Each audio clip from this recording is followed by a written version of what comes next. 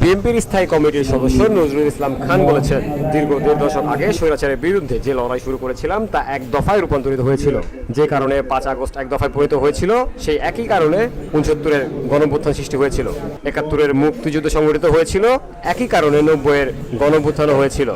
এই লড়াইয়ে যারা শহীদ হয়েছে শুধু সম্প্রতি না, এই গত ১৫ বছর ধরে যারা গুম হয়েছেন, যারা খুন হয়েছেন, যারা নানাভাবে নির্যাতিত হয়েছেন, হয়রানি হয়েছেন, এই বিজয়ে তাদেরও অংশগ্রহণ আছে।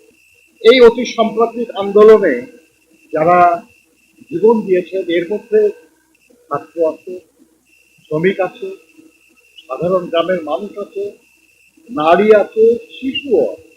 সর্বাত্মক আন্দোলন, একটা সর্বাত্মক লড়াই।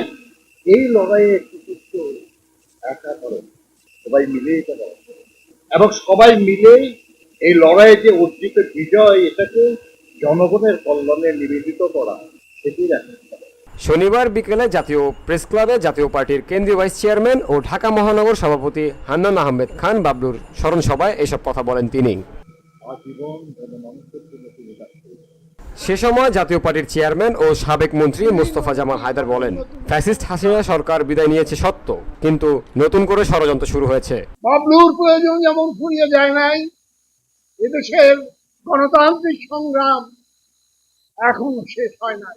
হাসিনা সরকারের প্রেতাত্মারা এখনো সমাজের রন্ধে রন্ধে বিরাজ করছে এবং নানামুখী সমস্যা সৃষ্টি করছে জানিয়ে তিনি বলেন, কতগুলো নন ইস্যুকে ইস্যু বানিয়ে রাজনীতি ঘোলাটে করার চেষ্টা করা হচ্ছে। দেশের গণতান্ত্রিক উত্তরণের পথকে বিঘ্নিত করার জন্য এক একটা নতুন নতুন আওয়াজ তুলে ধরা হচ্ছে। বাবলুর স্মৃতির প্রতি শ্রদ্ধা যদি জানাতে হয়, সর্বশ্রেষ্ঠ পন্থা এই সমস্ত ষড়যন্ত্রকে মোকাবিলা। আজকে নির্বাচনকে বিলম্বিত করে এবং নানান রকমের ছল চাতুরি বাহানা সৃষ্টি করে এদেশের গণতান্ত্রিক প্রক্রিয়াকে ব্যাহত করার চেষ্টা। এছাড়া ফ্যাসিবাদ বিরোধী যে লড়াই আমরা শুরু করেছি সেটা এখনো শেষ হয়নি। এদেশের গণতান্ত্রিক সংগ্রাম এখনো শেষ হয়নি। তাই আমাদের সকল রাজনৈতিক শক্তিকে ঐক্যবদ্ধ থাকতে হবে বলেও জানান মোস্তফা জামাল হায়দার। জামিল হোসেন জিতু, বিওডি বাংলা, ঢাকা।